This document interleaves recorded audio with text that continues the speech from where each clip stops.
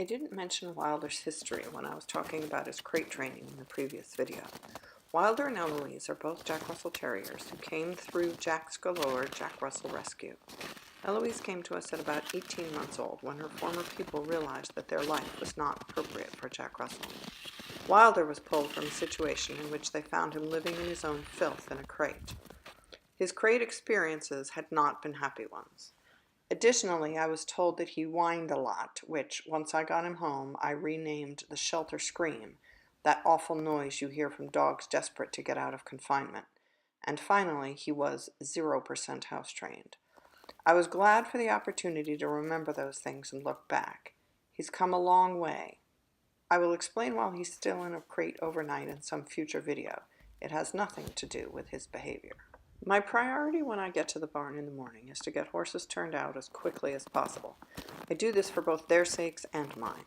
They're all pretty neat in their stalls, but as soon as I show up, they begin moving around, which makes for messier stalls that are harder to clean. For their sake, they want to get out because, well, they want to get out, and out is where breakfast is served. In previous winters, I have put hay out in the big field to encourage them to move and walk as horses are supposed to do in their nomadic lifestyle. Putting hay out every morning kept paths open, but this year the snow came too early and got too deep too quickly. The horses had no interest in going after it. In addition, we had several situations this winter when it warmed up just enough to rain hard for 12 to 24 hours and then got really cold again. This meant that there were layers of ice in all that snow, which I did not want to encourage anyone to go out in for fear of injury. The quickest way for me to facilitate this rapid feeding is to grab a bale of hay as soon as I walk in and take it directly through Percy's stall, letting him out his Dutch door in the back as I go out with a bale to spread it out for them. It's easy to predict that this horse will want the hay as soon as I step inside his stall. It's easy to envision the tug-of-war that will ensue if I don't do something to prevent it. Before understanding how positive reinforcement can make my life easier, I would have shouted or waved my one available arm to keep him away, or done both those things at the same time.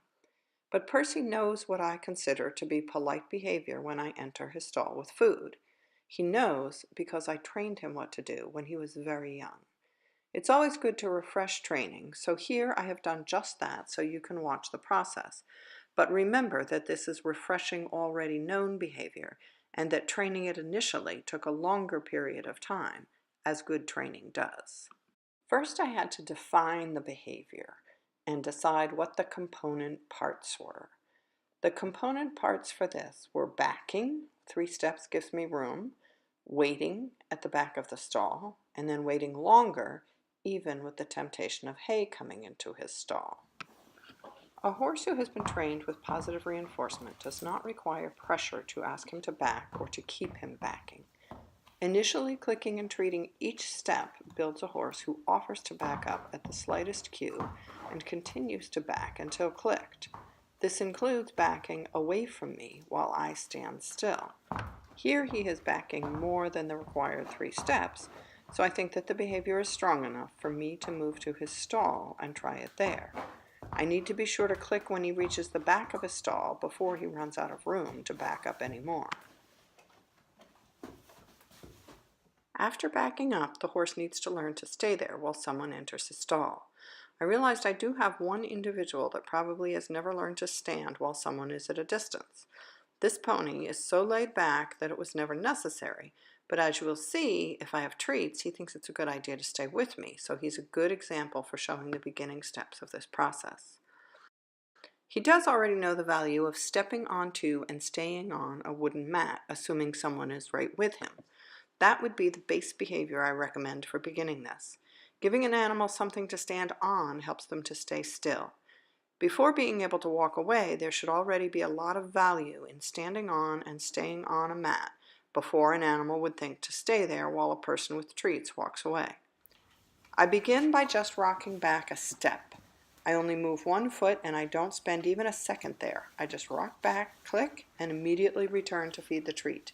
Then I try 2 steps, again not stopping at any distance, but just rocking on that back foot and immediately returning to feed him where he is, so he doesn't think he should come to me to get the treat. If he does make a mistake, I return to him and wait to see if he can figure out how to fix it by himself. If he does, then I give a treat, but I also stay there and click several times again for just staying on the mat while I feed to remind him that that's where he's supposed to stay before I try and step back just a half a step. Then I begin to see if I can increase the distance again. Still not very far because I want to keep it really easy at this point. This is all one session. This is the very first time he's been presented with having to stay on the mat while I walk away with a pocket full of treats. You'll see that as soon as I changed position, that alone was enough to get him to step off the mat. I couldn't even rock back a little bit because now I was in a different place. So I need to return to his side, do lots of clicks and treats for right next to him again before I begin to think about stepping away from that mat. At this point, you can see Stowaway starting to think that maybe he should put his head down. This is a behavior that he knows well, and it's a way for him to earn clicks and treats is just to put his nose to the ground in a calm position. It could be superstitious at this point because that wasn't an intention of mine to teach, but since it is a calm and still behavior, I'm perfectly okay with him thinking that's part of it. If he wants to stand there with his head down while I walk away, that's great. Stowe now has a beginning understanding, and I would repeat this in coming days to give him a more solid grasp of the behavior. I would then need to add a cue to the behavior so that I can ask him to stand still even if there is no mat to anchor him. I would also practice with food around him to see if he can stay on the mat with food in his presence. It's my job to make sure that the horse can be successful. If he makes a mistake, I know that I have gone too fast in my training and I need to back up and make it more simple. Here Percy's demonstrating that I can hold a flake of hay out in front of him, and as long as I keep feeding him treats, he can ignore the hay. You can see that he also defaults to that relaxed head down position. It's one of the first things I teach, so it's a very strong behavior, and it's also a safe behavior, so I have no objection to them offering it. Percy is so secure in where he should be right now that I actually have to use a fist target to get him to follow me as I turn around and head for the door to take his hay out.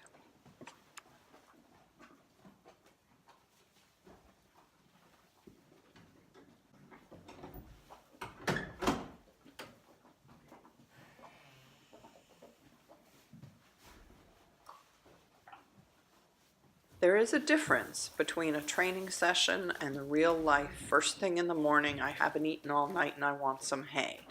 I would not expect a horse to transition seamlessly and would expect to use a high rate of reinforcement the first several mornings. Here, Percy is demonstrating great patience because I have taken the time to clearly explain the behavior.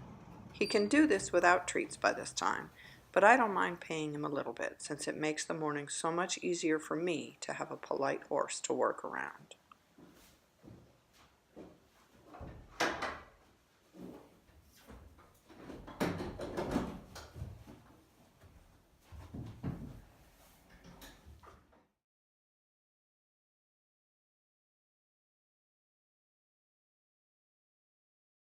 If you appreciated this video, please hit that like button, click on subscribe, and also click on the bell so you'll be notified when new videos come out.